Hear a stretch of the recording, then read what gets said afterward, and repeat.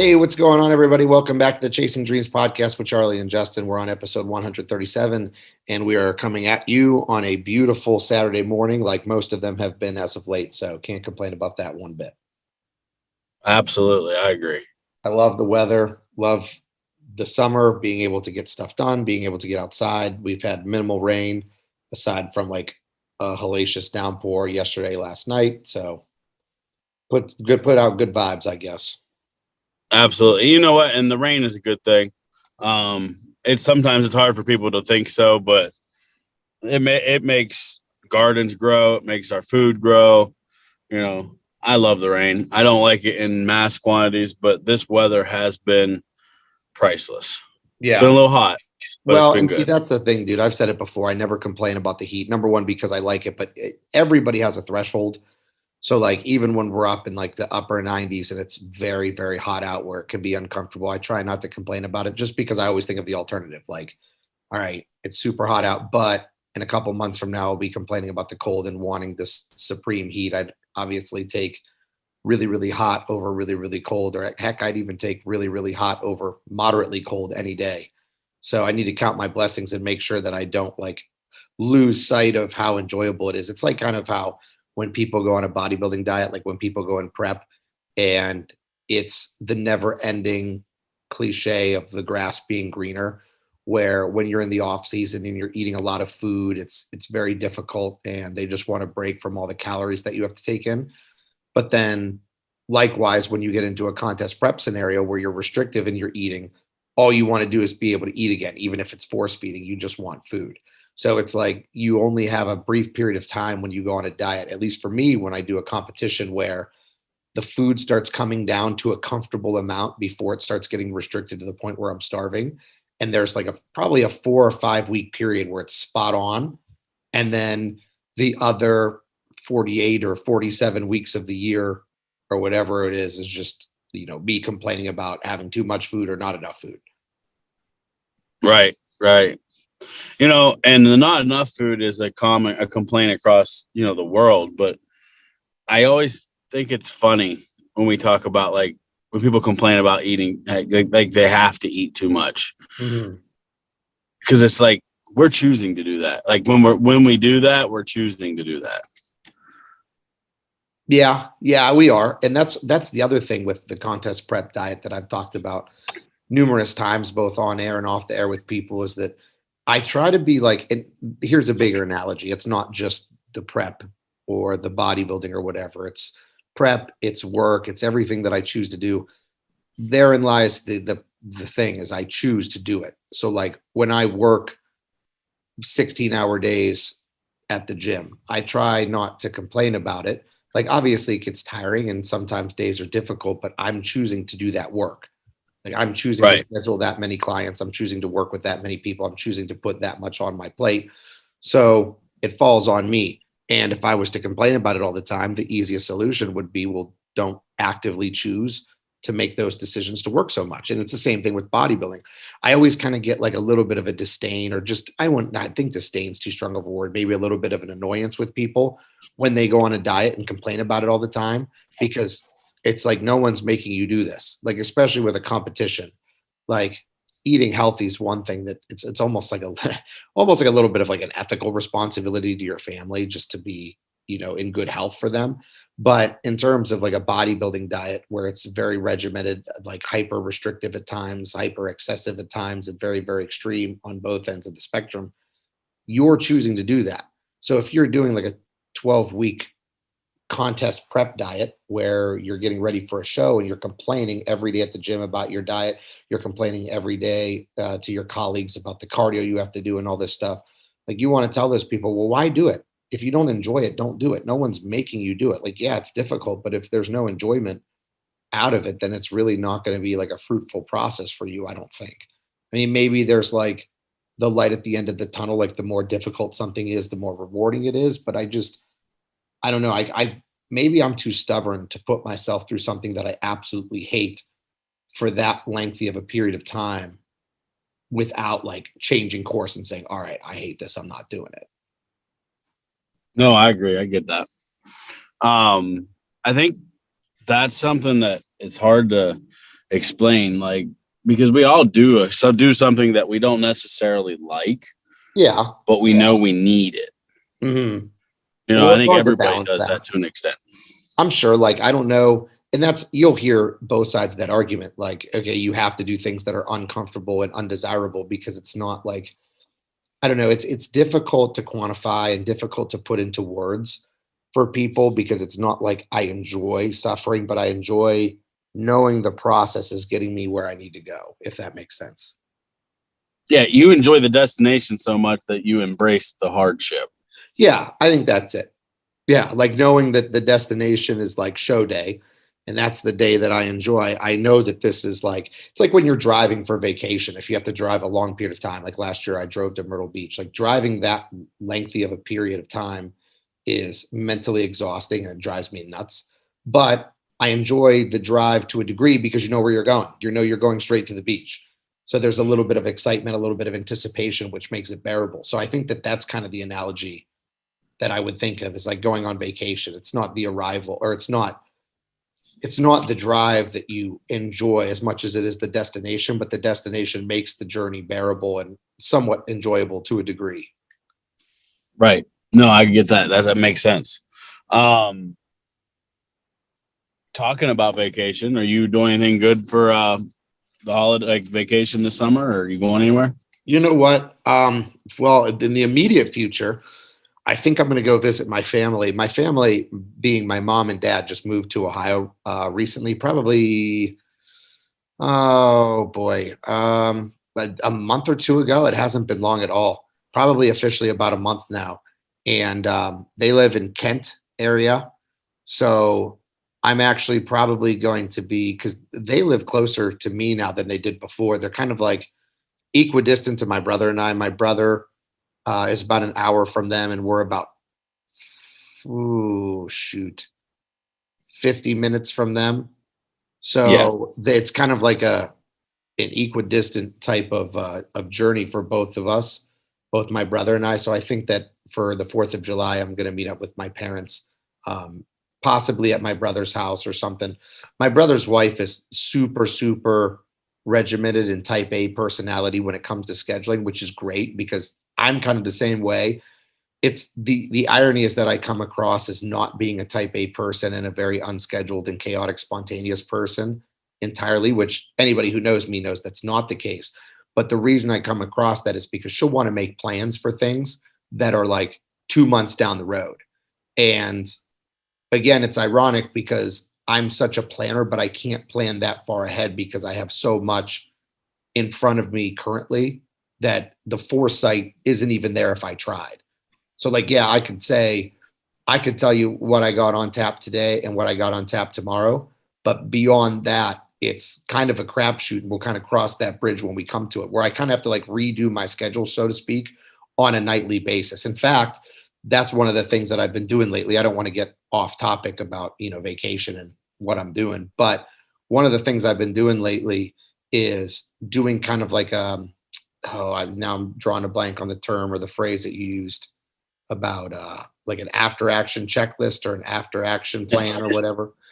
After action report. Yeah. Okay, that's it. After action report is at the end of every day. I've been kind of going through this protocol where when I set my alarm at night, I open up a note um, that I had and on a notepad on my phone, and I will look it over. So I will refresh it with items for the next day. So things that I need to do, places I need to go, like if I need to go to the bank or I need to get something at the grocery store, or I have a client call at 9 p.m. or whatever.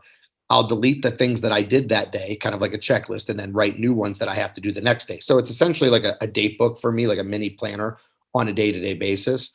But point being, I look like I'm unprepared because my brother's wife, she'll ask us all the time, like both my parents, myself, the rest of our family, like, hey, is everybody free on this day at this time? And it seems like I'm always the one that's the most hesitant or the one that is like, okay, I'll get back to you guys. I know it works for everybody, but I'm not sure yet. And I know that it drives her nuts that I'm kind of like fly by the seat of my pants last minute type. But I just, like I said, I just don't have the foresight to be able to plan too much in advance. So when people ask me questions like you said about like, oh, what are you going to do this summer? And what are your plans? And it's like, man, I got to just let me get through this weekend first. and then I'll tell you next weekend. But I will say that the one thing that sucks about being in that type of a situation is the fact that when you're very like myopically focused and looking on like the short term spectrum, is things go by you very, very quickly. Like for me right now, the reality is that it's already in July and I felt like summer for me hasn't even started yet. So Right. like when you focus so intently on, okay, this is what I got to do this day, this is what I got to do tomorrow, is you kind of like, it's almost like, I'm trying to think, because I know we speak in analogies a lot. I'm trying to think of a metaphor that I can explain. It's like you're going on like a scenic walk through the woods and you want to take in all the scenery and see everything, but you're afraid that you're going to trip on roots. So you're staring at the ground the whole time. And all you do is you just look at each step you're taking at the ground. And then by the time you know it, you're already halfway down the trail. And it feels like you wasted the first half of the trail just because you were focused on every individual step.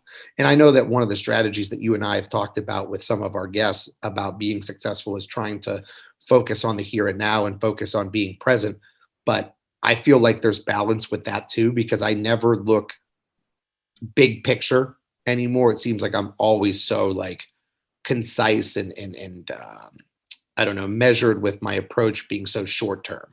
I don't know if that's how you are too. I know that you're very short term oriented and short term slash medium goal oriented. So I don't know if you find yourself like me looking at hindsight and saying, oh crap, I don't want to say wasted a bunch of time, but I didn't take in enough of the time that I spent over the past month or two to be appreciative or to be thankful or whatever. You know, I can't explain it, but that's like spot on. So I have spent a lot of time reflecting on 2 years ago where I spent a year and focused on nothing but me, but I was so short-term goal. Like I just have to get through the next meal. I just have to get through the next workout, the next day, the next walk. I didn't think about the big picture and I didn't look around enough because now I kind of look back and I'm like, man, I wish I would have enjoyed that process a little more. Like Uh-huh.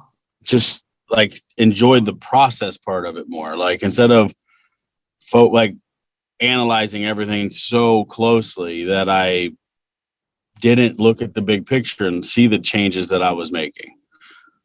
I don't know if that makes sense or not, but yeah, I'm in hindsight. I wish that I can, and I wish that I could turn that part off and kind of look at the bigger picture more. Well, I think Because it's the a bigger busy. picture is if you focus, I feel like if we focus too much on the next two steps and not what the whole journey is looking like, we're going to get lost in just the next two steps. Yeah, and I think that what I was going to say there is I think that it's like a busy man's mentality is it seems like the busier you are, the more you do that because there's always when you're process oriented even you're always thinking of the next step. Like so, like with me recording this podcast with you afterwards and it depends on the time frame like what I have afterwards. Sometimes it's the gym, sometimes it's work, sometimes it's family things, sometimes it's personal things. Well, sometimes I have free time and I got to upload it right away. Well, I kind of like am always looking at the next step of what's left on the plate to accomplish. And sometimes you don't relish in the here and now. So like when I'm recording the podcast, sometimes my mind can think about, okay, I got to upload this afterwards. And you're thinking about just editing it up really quickly. And then after the editing process, it's like, okay, what am I going to do next? Versus like sitting down and being present and actively engaging with conversation with you or with our guests or whoever, and just being an active listener and not going through the motions, because that's another thing that I think busy people tend to do because you get, inundated with a volume of items that you need to accomplish. And sometimes you just go through accomplishing them without having not really taking anything in or getting much value there. And it's like, it's like going to the gym and doing a ton of exercises, but not pushing yourself on any of them. It's like, yeah, you did 10 exercises, but it would have been more advantageous for you to do 3 and push yourself really hard and, elicit the response that you want to, whether it's to burn calories or build muscle tissue or whatever, versus doing 10 of them and just kind of going through the motions there. Right. So speaking of going Um, through the motions and all that stuff, or not going through the motions, rather, how's training been for you? oh, training's been fantastic.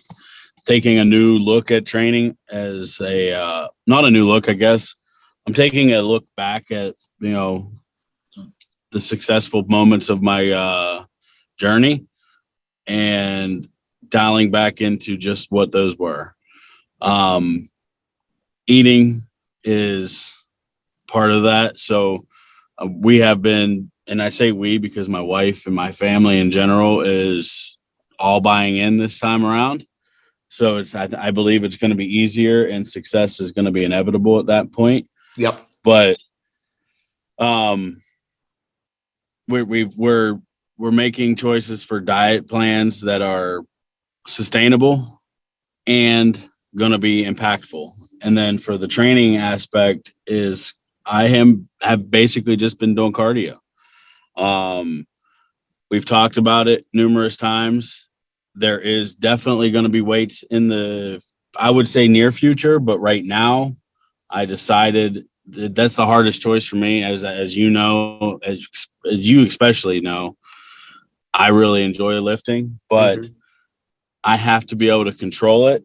And when I lift, so I can train in the weight room a lot, I don't get enough cardio in, and that's where my body responds so well to losing weight is cardio.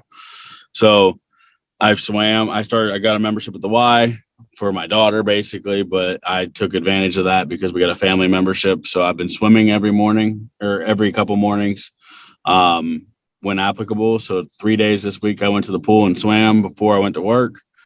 And every day after work this week, we have all took the whole family, my wife, myself, my daughter, my dog, and we went to the park or we went to the track and we walked. Yep.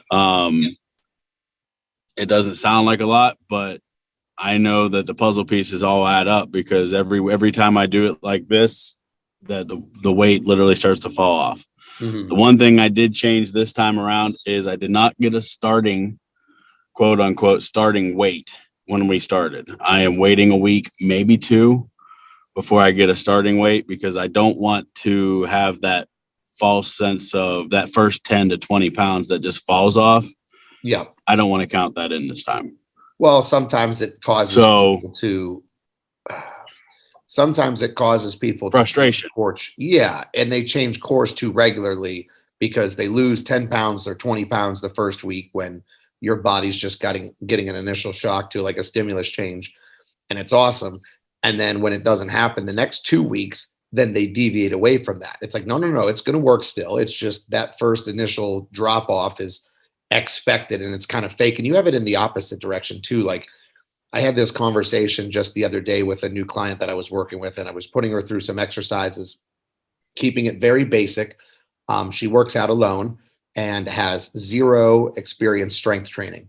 So what we're doing are showing her exercises that were very, very easy to instruct on my end and difficult to mess up on her end. So things that weren't too technique invasive or didn't require a ton of cueing and coaching to be able to get right. A little bit of quite a decent amount of machines, which are some things that sometimes I shy away from machines for people just because I think that some of the free weight movements are a little bit more beneficial.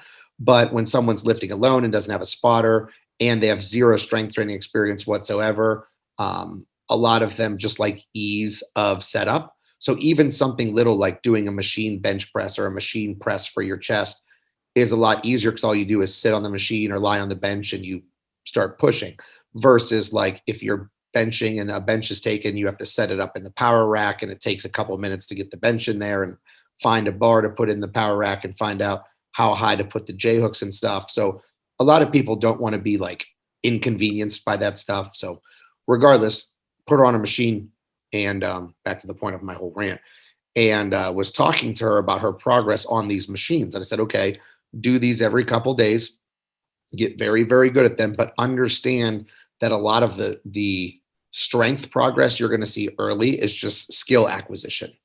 So you do this exercise twice a week for a month. That's going to be 8 times you use this bench press machine or whatever it is. You're going to notice that your strength is growing pretty rapidly. Now, that's not going to be mimicked going forward, like every 8 weeks or 8 sessions. I mean, every 4 weeks, you're just adding strength and strength and strength. You have this initial neurological, I get like almost like a neurological learning or a neurological learning curve where you're not necessarily adding a ton of muscle week to week or a ton of strength.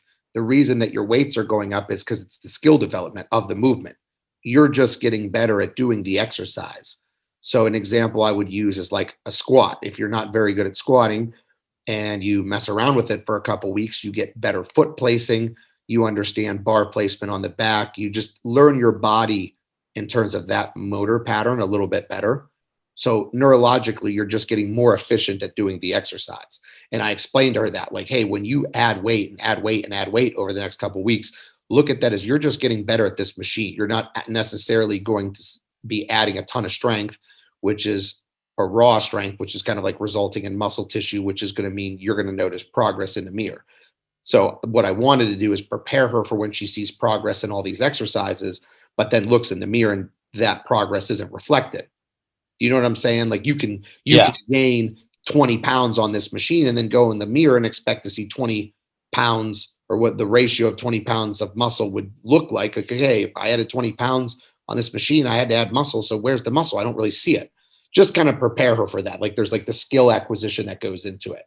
So it's kind of like going in both directions, like you alluded to the going down, like where you lose fat or whatever, when you start off a fat loss phase, or if you're trying to put on muscle and bulk up, just that initial strength burst is going to be, it's going to be welcome. It's not like you're going to be dismissive of it and not like it, but at the same time, you got to understand that it's going to be short-lived and that it's eventually going to taper out. Progress, I mean, you know from firsthand experience that the more you progress at something, the harder progress is to come by. I remember I just recently listened to Table Talk, which is a podcast that Elite FTS does. It's run by Dave Tate. It's a powerlifting podcast, and Dave Tate was talking to oh my goodness, I think is it Dave Hoff, his first name? I should know this. He's arguably the greatest powerlifter to ever live.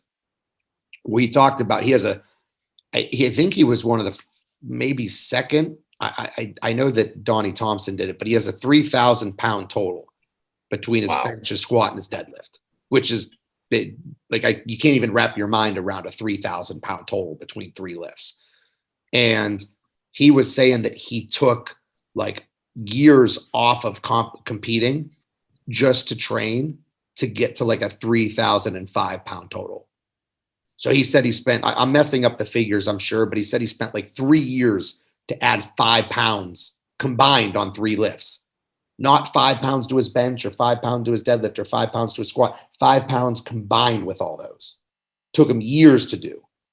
So that just like, I don't think that you get higher up and it gets harder, you know? I don't think that and I don't want to sound like I think that I'm the more than the average person, but I don't think that the average person that doesn't train at all understands the frustration that goes with 3 years to add 5 pounds. Yeah, especially when you're at the elite level and like the dedication it takes. Mm-hmm. The dedication, just the everything, because those guys or girls, they're not doing anything. Oh, I'm sorry, you broke up there, buddy. I didn't mean to interrupt you. You cut out a little bit, and I started talking. Oh, I'm sorry. Yeah, I have a hard time wrapping my brain around that, and we train every day in some way, shape, or form. Like, that's wild. And you think about those people at that level, there is no balance.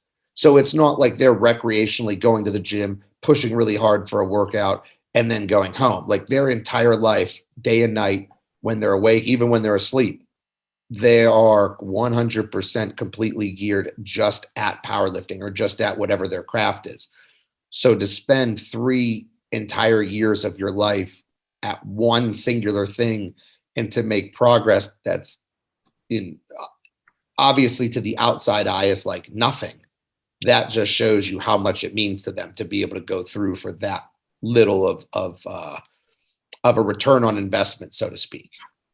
Right. Yeah, that's incredible. 3 years. it Wow. puts it into perspective for people like you and I. So yeah, with that's where I'm pressure. at though. At the end of the day, is I am back to the basics. I know I've said that 1,000 times, but we are legitimately back to the basics. And the only difference from the first time of doing the basics to this time is I'm going to 100% enjoy the process and not let it slip by this time. Yep, absolutely. I don't think there's any other way to do it. I mean, because if you get so focused on the end result, which we all are to a degree, but if you get so focused on the end result, it's almost like you can't enjoy what you're doing despite saying you enjoy what you're doing. So, like you always say, not you, but just people in general, universal pronoun you, we always say how much we enjoy weightlifting. But if you're only focused on a competition or you're only focused on making a ton of progress down the road, or you're only focused on whatever, you're not really enjoying it as you're going through it. So how can you say you actually enjoy going to the gym and weightlifting or whatever it is that you're doing? Right. But that's good, man. I'm glad to hear that like your training is back to the basics, so to speak, because I think that anytime you want to be successful, it seems to me, especially in the strength and conditioning world, but I'm sure that it's an analogy that supersedes just getting bigger, faster, and stronger. I think you can kind of use it in every area of life. It seems to me that the one saying that I keep going back to that I've heard several people say is do less better. So just do less of what you're doing in terms of like volume or the things that you're trying to get good at, but just get better at less.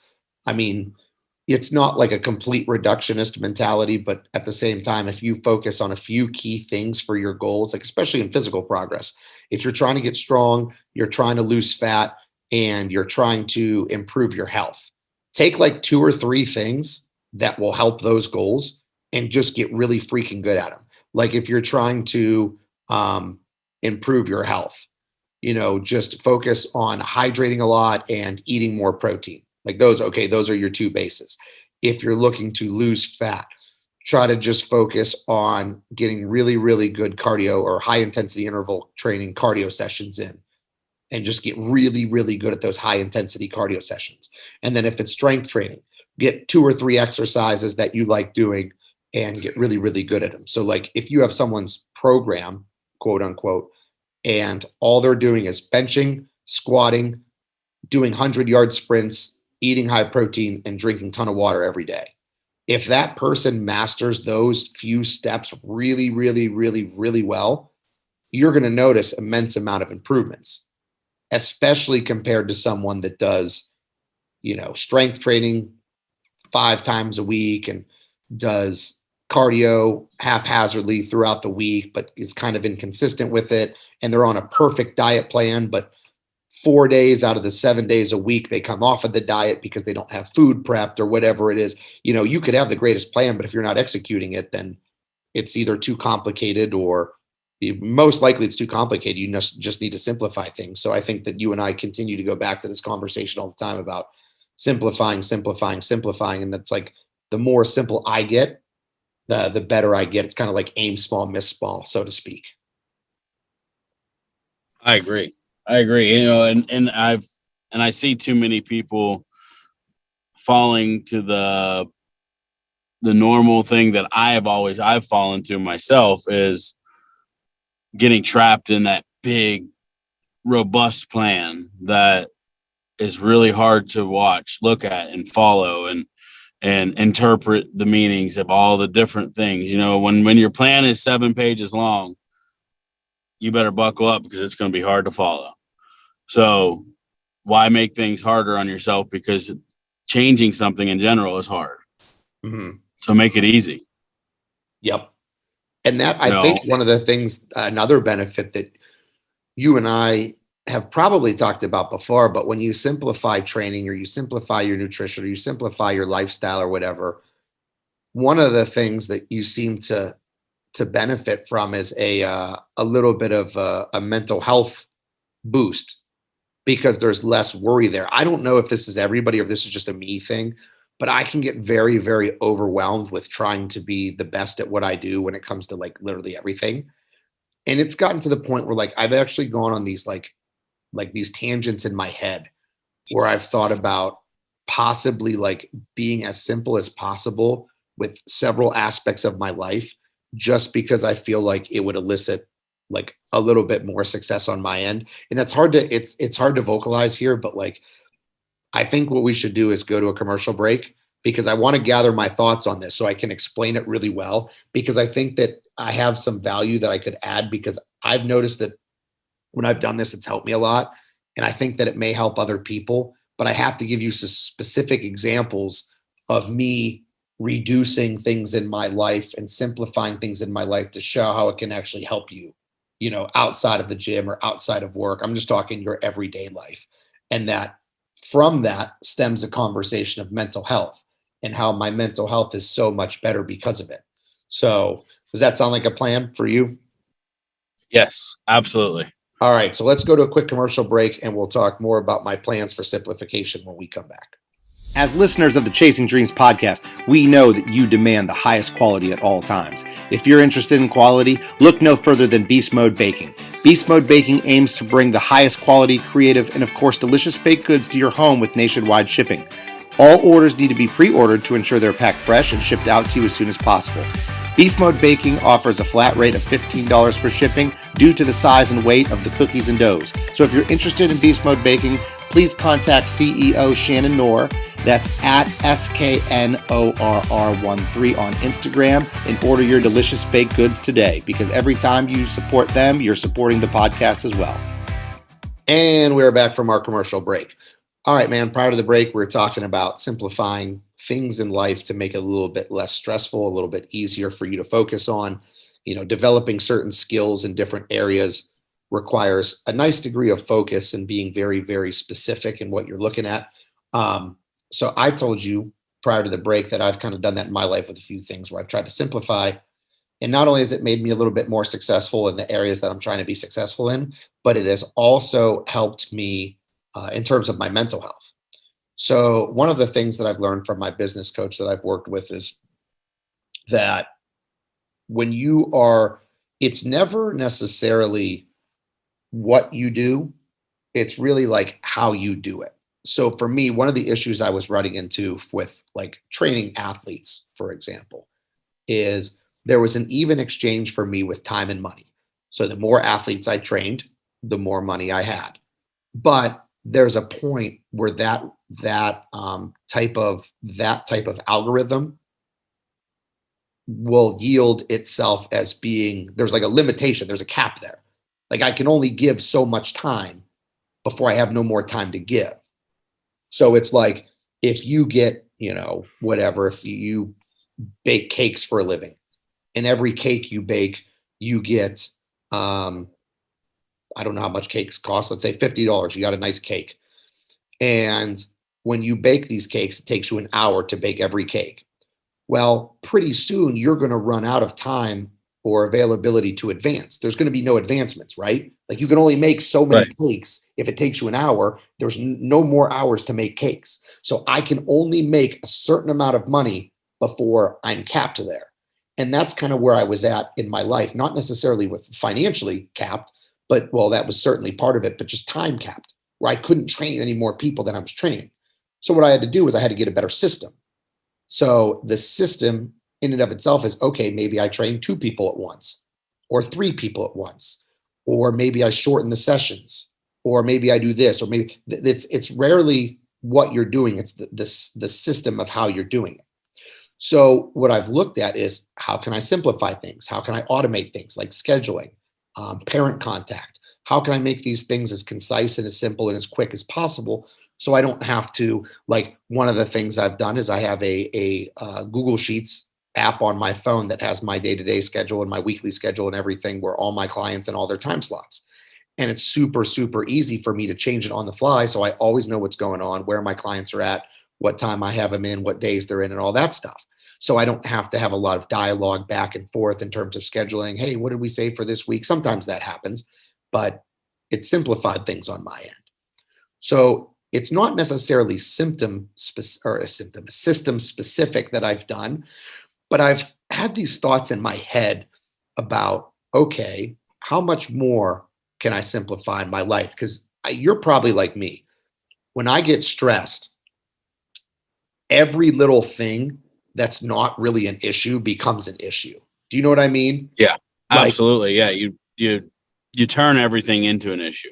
yeah, like if my bedroom is messy, like, and I have a really bad day, that drives me nuts. Like, oh, and my bedroom's a mess. And I freak out about it, even though it's not really a big issue at all, because it'll take me 5 minutes to tidy it up. So you let minor inconveniences turn into catastrophic problems, because it's like, if you're holding a bucket and you put a little rock in, it's not going to be heavy. But when you fill the bucket with tons of rocks, it's really, really hard to hold. And that's where I was getting at with things. So I had like these very, I don't want to say outlandish, but these very radical ideas of things that I could do to simplify. Like I went through this like period of time recently where I contemplated, and this may sound weird, dude. I don't know if this is just like a me thing, or if other people have had examples that they can think of where they've tried to simplify their life for better focus, better mental health, and then also better time management. Is I was to the point one time where I considered getting rid of every article of clothing I have except for a few outfits, but having the outfits be the same thing. It was like when you're in school, because I went to a Catholic school for up until 8th grade before high school, and we had uniforms. And one of the things that was great about uniforms is you never had to think about what you were going to wear. Like it was the same thing every You just day. put the next one on. Yeah, it was, yeah, same shirt, same pants, just a different article of clothing, but it's the same thing. Like the same white shirt, and you have 10 of them, the same blue pants, you got 10 of them, and you wear the same blue socks, you got 10 of them, 10 pairs, whatever. So it's like this episode of SpongeBob where he goes in his closet, and like the shirt and tie and the shorts that SpongeBob always wears, he's got like nothing but that lined in his closet. And you see like cartoons that are like that. So I sincerely contemplated, hey, even if it only saves me 5 minutes or 4 minutes, that would be great if I just had to worry that's one less thing I got to worry about, is what I'm going to wear the next day. Not that I'm like a highly fashionable person, because I always wear hoodie, sweatpants, and heck, I don't even wear shoes. So it's not like I have that much to worry about, but that was just one way I could simplify my life to not have to worry about what I'm going to wear. And right, like it was little things like that like, I think, am I crazy, or am I onto something that could help me mentally be in a better position, to have better focus and not have to stress about things? well, at the end of the day, it's only going to save you 4 or 5 minutes, maybe, of wardrobe choices, but it's probably going to save you, not you, because like you said, you wear sweatpants, hoodie, and no shoes. So you wear the same thing every day anyways, basically. But for a lot of people, it would save them the mental anguish of, is this going to clash? Is this color going to work? Is this going to work? Are these shoes going to work with these pants? Obviously most men don't do that, but a lot of people do that. Like they spend a lot of time selecting a wardrobe because of what other people think. Yeah. And it takes up a lot of real estate in their mind and affects their mental health. Well, and it's 5 minutes, yeah, but think about if you have that 5 minutes every day. Right. That's a What's lot of that? time. And then if you think about also, okay, so you simplify that. What other ways, like what other avenues in your life? It's almost like, I don't want to say cutting corners, because that has bad connotations to it, right? It sounds like a shortcut or an easy way out when you say I'm cutting corners. But how can you cut corners and simplify things in your life to make time management, mental health, and all that stuff better? Like, what else could you do that with? Like, how can you automate? How can you create better systems of day-to-day life where you can get more done?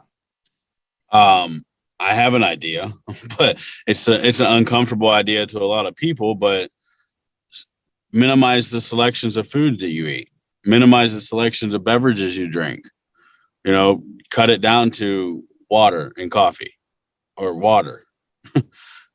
Cut it down to, you eat the same breakfast every day. You eat the same lunch every day. You eat the same dinner every day. Yeah, that's not recreationally fun, but think about all the time you'd save in choices, and then how much mental space that is going to occupy. But I guess the key there is to the time and the mental space that you're saving, you got to fill it with something else. Uh-huh. So make the right choice of what you fill it with. So if you're looking to save time in your schedule and simplify your life, because usually if you're doing that because you're losing out somewhere else. Certainly. So you're trying to fix a problem. So when you're trying to fix a problem, make sure when you fix that problem, meaning you open up or you free up time in your schedule, that you don't replace it with something else that's going to eventually affect the same outcome. So for me, right, a lot of my problem was I felt like I wasn't having enough family time. So when I fix my problem, I'm inserting the solution with family time.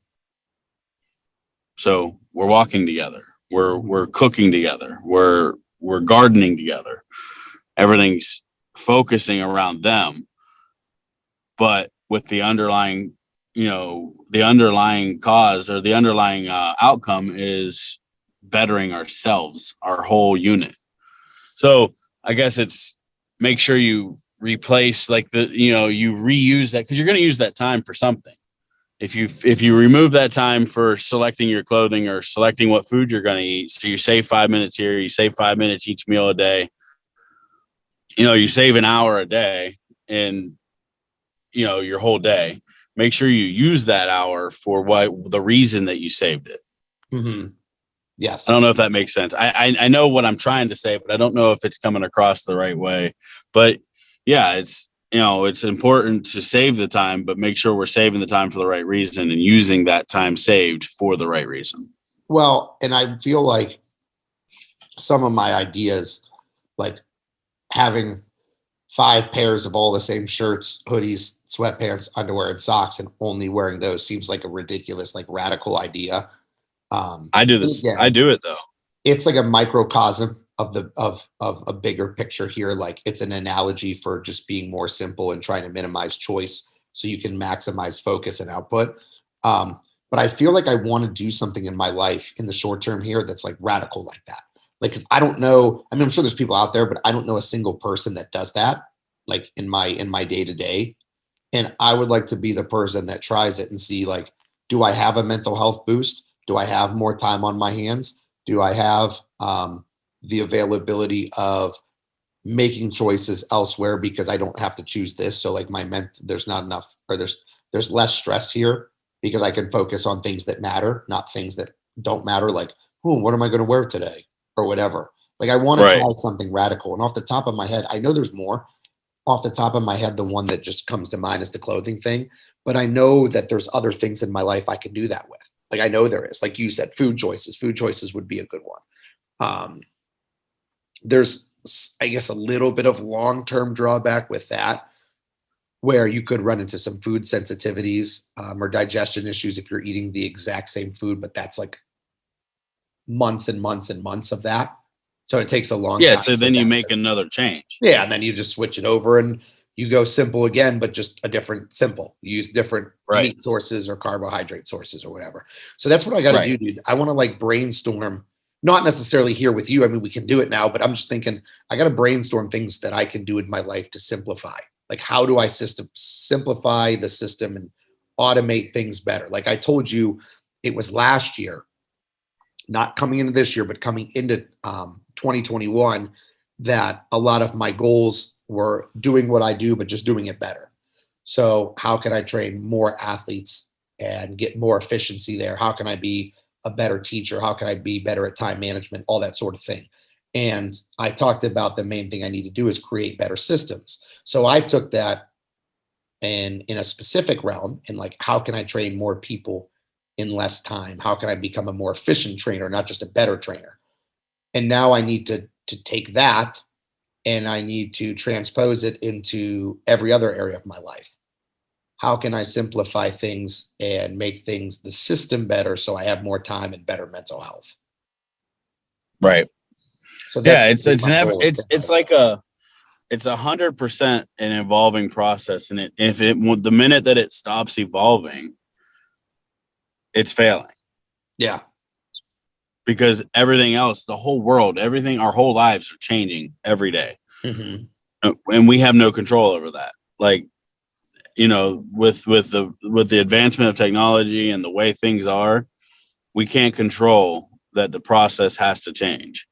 But if we refuse to change our processes to accommodate how we do things, we stop making progress. That's like there's a quote in West Side versus the World where Louis Simmons said, he's talking about society changing, and he said, maybe it's my fault because I didn't change with it. So I feel like Right. the old school works in a lot of ways and a lot of things. Like I find myself being one of those get off my lawn, both way to school, uphill guys when it comes to education, about how some of the changes we're making in education I'm not very fond of. And I think the old school ways worked a lot better. And some of the new things that we're trying to implement aren't as effective. However, you have to be able to change and stay updated with the times, because especially if you're looking for simplicity and efficiency, I mean, technology is freaking huge for that. Heck, one of the examples I use as far as scheduling, like without my phone and all the online app that I use for my online clients, the Trainerize app, like without that stuff, now I'd be swimming in terms of trying to keep up with demand and stuff. So technology is huge in terms of being helpful, but like you said, you have to be able to progress with it and never stop trying to get more efficient systems. Right. Well, man, I think that's a lot of homework for me, at least. I don't know about you, but I'm like going to be racking my brain all day of like, what are the things that I can do and get better at, or even what are things, that's the other thing. Gosh, I don't want to go on another monologue here because this is just a whole nother side conversation that will prolong us. But like, what are some things that I can not only simplify, but even take out? Like, what are some of my day-to-day things? Like, could I get rid of a television entirely and have zero television in the house? So that way, that's not even an option. Like instead of limiting or, my TV time or whatever, maybe I just don't watch TV at all, which is virtually where I'm at now. But that would be an extreme example for other people that watch a lot of TV. Maybe just get rid of the TV and don't use it as an option. Like one of the things I've talked about before is getting rid of like games on my phone in the past. Yeah. Because I found myself like, even with idle time, like if I have 5 minutes in between a client waiting for my next one, I'll hop on my phone and play a game. It's like, well, you could hop on your phone and do a quick story on your Instagram to generate content and drive exposure or drive outreach. So instead of playing the game for 5 minutes like Candy Crush, maybe I could have made a post for 5 minutes. And so Right. I'm not only going to be looking at things I can simplify, but things I can chop out, I think that's the key, is to just always be focusing forward and looking at what we can do to better everything, but remember to enjoy it while we're doing it. So let's make a pact. We'll have to give some measurable stuff here, some action plan. How about you and I make, and I'm just going to throw out some arbitrary numbers. Okay. You tell me exactly how many examples. Let's give like 2 and 2 or 3 and 3 or even 1 and 1. Let's give a list to each other and post it of things we are going to highly modify for simplistic purposes. So things that we're going to simplify a ton, like for example, the clothes one. I'm going to redo my wardrobe to wear only the same clothes or the same shirt and the same pants every day, just different, articles or items. And let's think of like 2 or 3 things that we are going to cut out entirely in order to simplify day-to-day activity. Like I'm going to cut out TV entirely, so I'm never watching it. So that way, that is not taking any of my time whatsoever. Like we should make a pact or like an agreement where we're going to do that this week. We're going to brainstorm and we're going to post 2 things we're going to modify and 2 things we're going to eradicate completely. Okay. Yeah, let's do it. Let's think about it. And does 2 and 2 sound too much? I think 2 is good. Okay. Definitely a good place to start. So I think we'll grow from that. Yeah, for sure. That's why I wanted to aim small first, because eliminating 2 things from your life for good, or at least for the foreseeable future, is huge. Like 2 things is a lot, because I feel like I don't do that much now aside from work. So it's like, oh man, what the heck am I going to cut out? But I'm going to make sure that I do that. So even if it's a food choice, like I'm not going to drink anything other than water or whatever. Actually, that wouldn't be the elimination more than it would be the simplification. 'Cause it's not like I'm eliminating hydrating at all. But yeah, Right. so let's do that. We will make a pact with our listeners and to ourselves that we will post at some point this upcoming week. We will post 2 things in our life that we are simplifying a ton in a very radical sense, because I want to make sure that it's like something aggressive. It's not just like, oh, well, I'm going to try to limit the foods that I'm eating. Like we got to be specific here. Like I want it to be, again, radical.